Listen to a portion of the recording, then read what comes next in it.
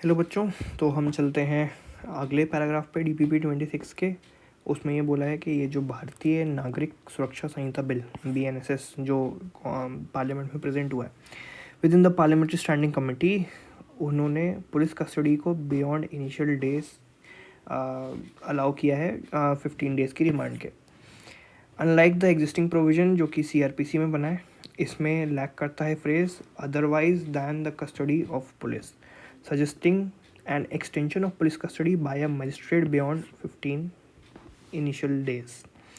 Committee ने receive करें suggestions proposing a general rule that police custody should be sought within the first 15 days with extensions of 40 or 60 days treated as exceptions. Stakeholders ने recommend करा है recording reasons for not obtaining custody during initial 15 days and obtaining magistrate orders. फिर committee ने अप्रीहेंशंस बताया कि potential misuse हो सकता है उसका। सुप्रीम कोर्ट ने फिर स्टैंड्स पुलिस के उस पर सम विटनेस इसका लिया। फिर उसके बाद उन्होंने देखा कि CBI वर्सेस अनुपम J कुलकर्णी 1992 का जो जजमेंट है उसमें पुलिस कस्टडी को पहले फर्स्ट 15 डेज़ में एक कोऑर्डिनेट बेंच के लिए देखा गया था। उसके बाद CBI वर्सेस विकास मिश्रा जो है जिसने परमिट करी custody beyond this period in the recent V Senthil Balaji versus state case, वो कोर्ट ने इंटरप्रेट करा to allow shorter periods of custody. तो ये सारे उन्होंने प्रीवियस केसेस बताए हैं कि क्या क्या कैसे हो चुका है। अब उन्होंने कमेटी जो है उन्होंने काफ़ी अमेंडमेंट्स प्रपोज करे हैं एंड वहाँ पर इकोनॉमिक ऑफेंडर्स को उन्होंने एक्सक्लूड कर दिया क्योंकि उनका अलग एक्सेप्शन बनता है। अब वो कमेटी ने वापस से सजेस्ट करा है कि क्लॉज ये 262 to align with the establish law allowing the filing of discharge application within 60 days. ये सारी चीज़ें उन्होंने वहाँ बताई।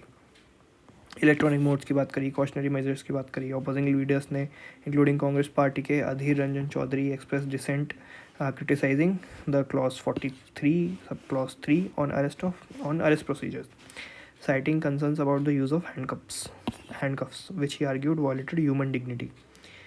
He also raised issues with clause 187 clause 2 and 187 clause 3, emphasizing the discrepancies, वो जो जजमेंट की बात हो रही है पहले। अब यहाँ पर क्वेश्चन देखते हैं क्या है एग्जैक्टली। तो what legal reasoning supports this suggestion? तो अब हम देखते हैं कि क्वेश्चन नंबर 6 ये बोल रहा था कि पूरा का पूरा जो ऊपर सिचुएशन दी है, एक स्टेक होल्डर ने सजेस्ट करा है general rule for obtaining police custody treating extensions as exceptions. अब लीगल रीजनिंग क्या हो सकती है इसकी, हमें ये देखना है। तो it aligns with the supreme court judgment, ऐसा तो नहीं है। The absence of exclusive clarification may lead to arbitrary use की बात तो हुई थी पैसेज में, तो सीधा आंसर ये तो दिख ही रहा है। बाकी देख लेते हैं। तो स्टेक होल्डर्स की बात हुई नहीं, इस कंसिस्टेंट उसकी बात भी नहीं हुई, तो ऑब्वियसली ये आंसर नहीं है, बी ऑप्शन। फिर उसके बाद 7th पे चलते हैं। अब supreme court recent judgment interpretation in V Senthil Balaji and state allows for an aggregate of shorter periods of custody over entire investigation period. What impact does this interpretation have on the traditional understanding of maximum 15 days वाला police custody period? इसमें answer क्या बनता है? इसमें answer बनता है कि 15 days का पीरियड जो है वो कंसिडर किया जाना चाहिए। अगर हम बी ऑप्शन को देखते हैं तो ये बिल्कुल साफ साफ दिख रहा है कि पैराग्राफ में से उठाया गया। अब इसने इन्फोर्स करा स्ट्रिक्ट इंटरप्रिटेशन, ऐसा तो नहीं था। दूसरी चीज़, क्या कोर्ट ने अबॉलिश करने का बोला है, ऐसा भी नहीं था। शुड बी कैलकुलेटेड सेपरेटली, ऐसा भी नहीं था। तो इसलिए ऑप्शन वो बन जाता है। क्वेश्चन 8 बोलता है पार्लियामेंट्री स्टैंडिंग कमेटी ने रिकमेंड करा कि मजिस्ट्रेट इम्पोज करें community service in form of punishment. What legal reason support this recommendation? तो कम्युनिटी की जो service align with the principles of restorative justice, किसी को इम्प्रूव करने के लिए काम आती है, तो एक ही आंसर तो सही है। अब इसमें सफिशिएंट पनिशमेंट प्रोवाइड नहीं करती, उसकी कोई लॉजिक नहीं बनती।